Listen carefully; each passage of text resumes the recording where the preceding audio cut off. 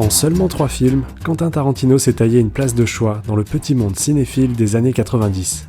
Ses dialogues cinglants, sa mise en scène survoltée et ses bandes originales instantanément cultes ont créé chez le public un attachement immédiat pour ce cinéaste exubérant qui parle vite et beaucoup.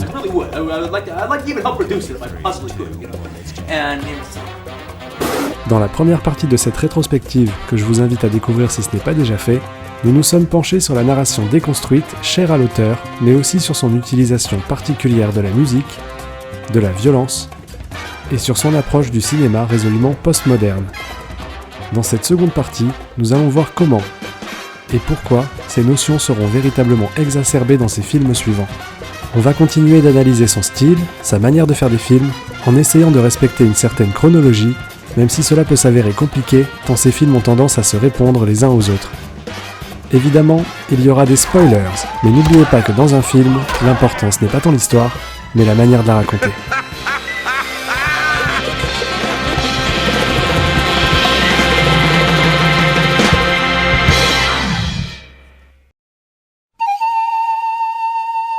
À l'aube du nouveau siècle, Tarantino hésite entre différents projets. Finalement, c'est le désir de retrouver Uma Thurman qui va le pousser à envisager son prochain film comme un hommage à tous les genres de cinéma qu'il affectionne. En 1994, il déclarait déjà au magazine Empire « Je vole des idées dans chacun des films qui ont été faits. Je vole de partout. Les grands artistes ne rendent pas hommage, ils volent. » Et si Quentin Tarantino est un voleur, alors son 4e long métrage est certainement le casse du siècle.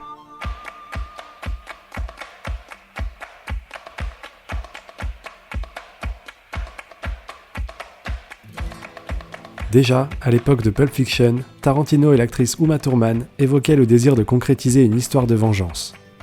Celle d'une tueuse à la retraite laissée pour morte par ses anciens associés et déterminée à faire payer cher à tous ceux qui lui ont volé sa vie. En fait, on trouve même une ébauche du pitch de Kill Bill dans les dialogues de Pulp Fiction. There was a blonde one, Somerset O'Neill. She was a leader. The Japanese fox was a kung fu master. The black girl was a demolition expert. What was your specialty? Knives. Séparé en 2 parties, Kill Bill est construit autour de dialogues ciselés et de scènes d'action dantesques. Mais c'est surtout une œuvre qui convoque tous les genres et mélange toutes les influences de l'enfant terrible du cinéma américain.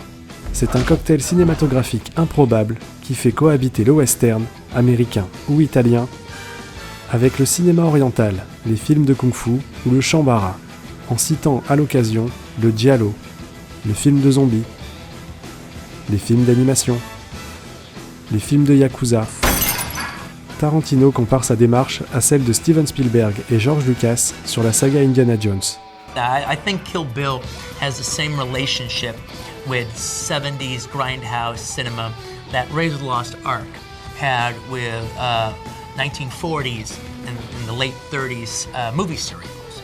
And just the way that Steven Spielberg and George Lucas had a love for this cinema growing up, and how they took the parts of it that they liked the best, their favorite parts of it, and they kind of reinvented it and made it work not only for a new audience, but just for an audience that wasn't as familiar with it as they are, and did it the way they've always wanted to do it, by keeping all the aspects they liked. Malgré cette abondance de formes, Kill Bill n'en demeure pas moins un film étonnamment homogène, mariant avec grâce des influences aussi éloignées que possible. Cette harmonie, le film la doit à la collaboration étroite entre les différents artistes autour de Tarantino. Il y a le directeur de la photo, Robert Richardson, qui suivra Tarantino sur tous ses projets suivants, à l'exception de celui-là.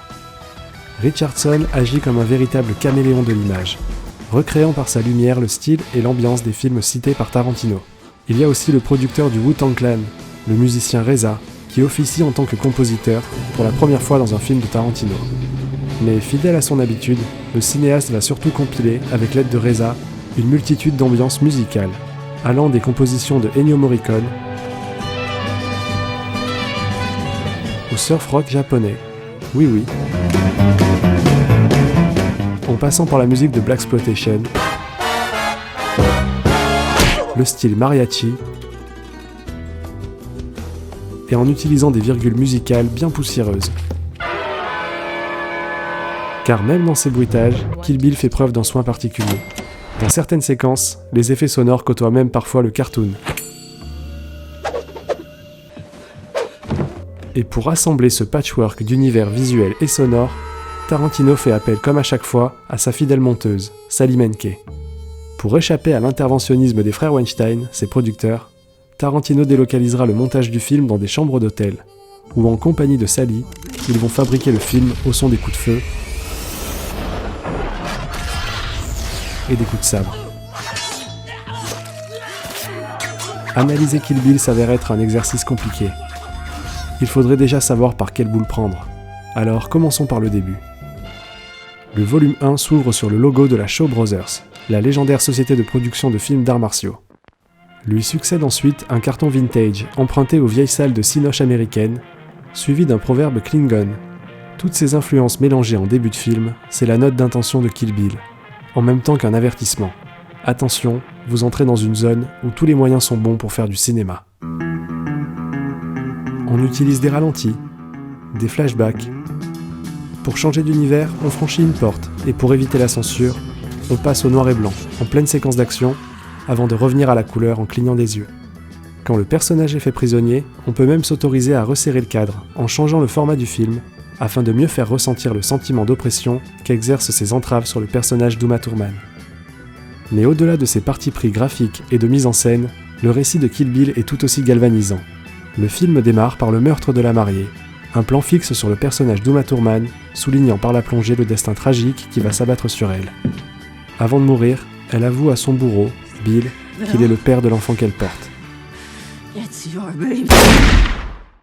Cette mise à mort est l'acte fondateur qui aboutit à la naissance, ou plutôt la renaissance, de ce personnage assoiffé de vengeance. Renaissance car, tout au long des 2 volumes de Kill Bill, le personnage de Uma Thurman ne va cesser de trouver la mort, symboliquement, avant de renaître sous une nouvelle identité. C'est d'abord la mariée, sacrifiée sur l'autel religieux de sa trahison. Puis elle redevient Black Mamba, le serpent assassin, à la morsure mortelle. Cette volonté de multiplier les noms traduit le désir pour Tarantino d'iconiser son personnage. En cela, il la rapproche de L'Homme sans nom de la trilogie du dollar réalisée par Sergio Leone avec Clint Eastwood. Une trilogie phare d'un genre que Tarantino va souvent explorer, le western spaghetti. Mais comme Kill Bill se revendique comme un mariage des influences, il va conférer à sa mariée d'autres parentés. Celle du film d'auteur, avec La mariée était en noir de Truffaut, ou celle du cinéma de kung-fu, avec Bruce Lee, dont on retrouve la combinaison, mais aussi, sur les antagonistes de la même scène, le masque qu'il arborait dans la série Le Frelon Vert. Pendant toute la première partie de l'histoire, la mariée va alterner les figures paternelles, malfaisantes, bienveillantes, ou les deux à la fois, et changer de nom à chaque nouvelle vie. Brûle en enfer, espèce de salope. Paula? Schultz. Blonde. Son vrai nom, lui, est censuré. Hi, honey. I'm just... On nous le révèle plus tard, de façon assez étonnante et quelque peu décevante. Beatrix Kiddo. Here. Son nom véritable ne sera révélé qu'en toute fin de film. Un nom pour lequel elle s'est battue et s'est affranchie de toutes les figures paternalistes, le nom de maman.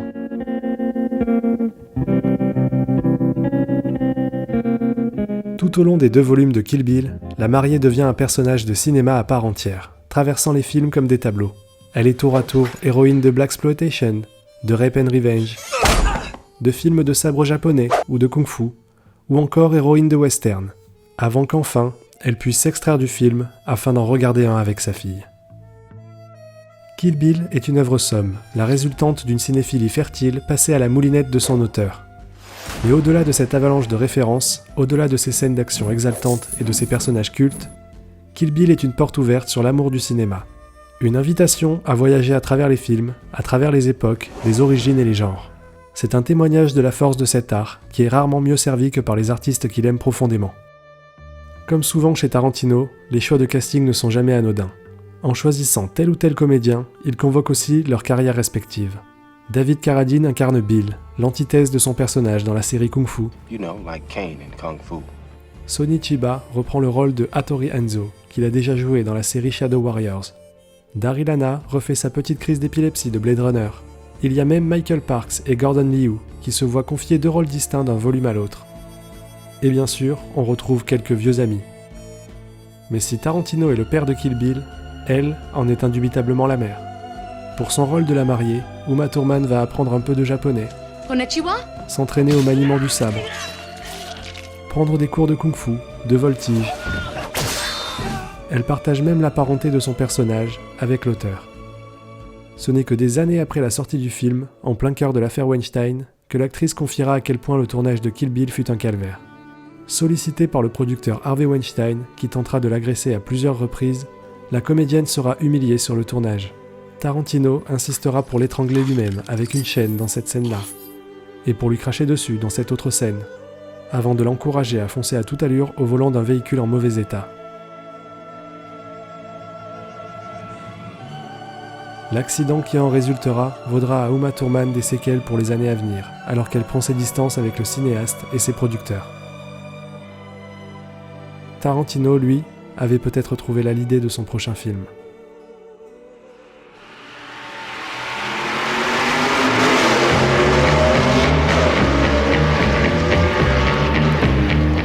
En 2007, sort sur les écrans le diptyque Greenhouse, composé de 2 films, séparés par une série de fausses bandes annonces pour des films qui n'existent pas.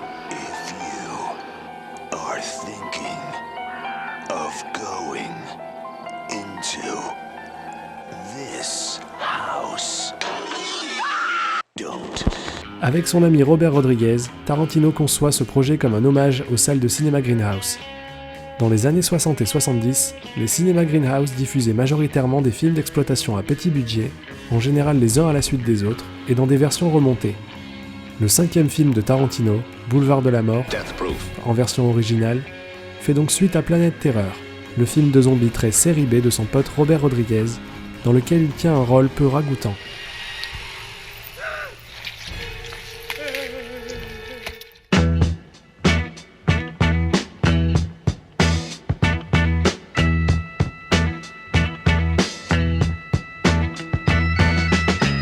Encore plus que Kill Bill, Boulevard de la Mort revendique son aspect filmique. On y retrouve les cartons d'introduction bien vieillots, mais surtout, en plus des sautes de pellicule manufacturées au montage, on trouve des rayures et des saletés sur l'image, évoquant la piètre qualité de projection des salles Greenhouse de l'époque. Toujours dans une démarche postmoderne, la première partie du film ne cesse de jouer avec ses codes, alors que la seconde partie se départ de ses attributs bien vintage. Car le film est construit en 2 parties qui se font écho. Dans la première partie, qui fonctionne comme un slasher, un groupe de jeunes femmes va devenir victime d'un tueur psychopathe, le cascadeur de cinéma Stuntman Mike, incarné par Kurt Russell, qui prend son pied en assassinant des femmes avec sa bagnole. Dans la seconde partie, un deuxième groupe de filles avec un peu plus de répondants va faire passer un très mauvais quart d'heure à ce sinistre personnage.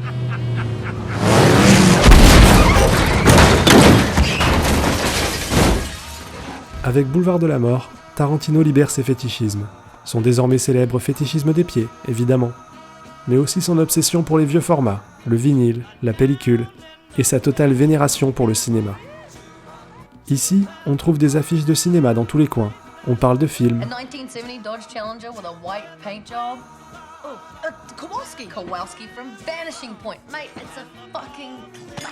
Et les personnages sont eux-mêmes des artisans du cinéma. Actrice, maquilleuse, cascadeur ou cascadeuse. Fidèle à lui-même, Tarantino livre avec Boulevard de la Mort une œuvre postmoderne, qui affiche son artificialité, comme ici où un carton vient changer le titre du film, ou là, avec ce montage faussement mal foutu. Mais plus qu'une œuvre postmoderne, Boulevard de la Mort est un film méta. Tarantino n'y parle pas tant de cinéma que de son cinéma, et il va citer ses propres films au travers d'une sonnerie de téléphone.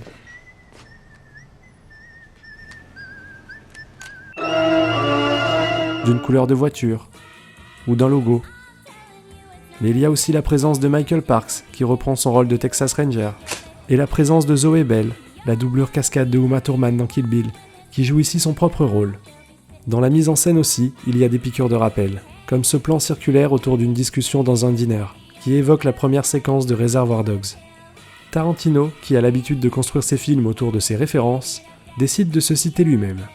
Un exercice de gargarisme un peu vain, diront certains, mais qui entame un discours réflexif chez Tarantino sur sa propre vision du cinéma, et qui trouvera son apogée dans Once Upon a Time in Hollywood. Mais dans Boulevard de la Mort, le réalisateur ne se contente pas de danser avec lui-même. Il évoque, comme à son habitude, une avalanche de références et d'influences, clairement affichées, comme lorsque les filles évoquent la voiture de Kowalski dans Point Limite Zéro. De même, s'il choisit Kurt Russell pour incarner Stuntman Mike, c'est pour son bagage d'anti-héros dans les films de John Carpenter. L'acteur devient ici cascadeur, et la cascadeuse devient actrice. Il y a aussi ce moment où, au milieu d'un film très codifié 70s, il joue la carte de l'anachronisme en faisant surgir un téléphone mobile, sur la musique de Pino Donaggio pour Blowout. Un anachronisme auquel font écho plus tard les couvertures de magazines, affichant le film Marie-Antoinette de Sofia Coppola, un autre film qui n'avait pas peur d'user d'anachronisme. D'une certaine manière, Boulevard de la Mort répond aux thématiques de Kill Bill. Un antagoniste ultra macho, symbolisé par des objets phalliques, va subir la vengeance de femmes qui détiennent la référence nécessaire à leur survie. Celles qui n'ont pas la ref meurent violemment.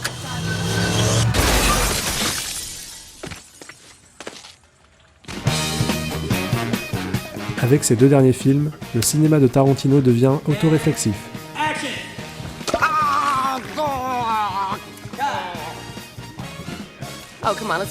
Il continuera de pousser cette démarche postmoderne dans ses films suivants, avec un film de guerre révisionniste, un western abolitionniste, un huis clos ultra référencé et une ode à la gloire de la fiction. Car si Tarantino est devenu la coqueluche des cinéphiles, de la critique et d'une grande partie du public, c'est parce qu'il fait partie de ces auteurs qui ont un amour et une foi inébranlables dans le cinéma.